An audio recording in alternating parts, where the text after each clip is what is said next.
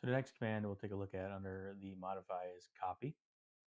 So if we use the copy command, you basically select the entities that you want to copy. So I can pick these entities and then you press enter and you pick where you want to copy from. So you're picking your from point. So if I was to pick the endpoint of this, you'll see that I can copy them over to another point. So then I can pick maybe the center point of this.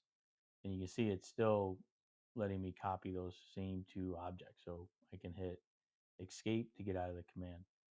Um, you can also select an object, right click, and you can cut, copy it to a clipboard or copy it with a reference point. So if I pick copy with reference point, I can say I want to copy it from the endpoint here.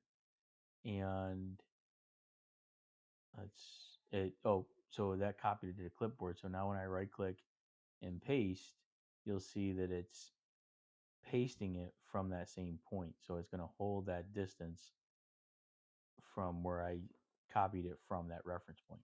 So when you copy and paste, you can do that as well. So that's the really just the copy command. Pretty straightforward and simple.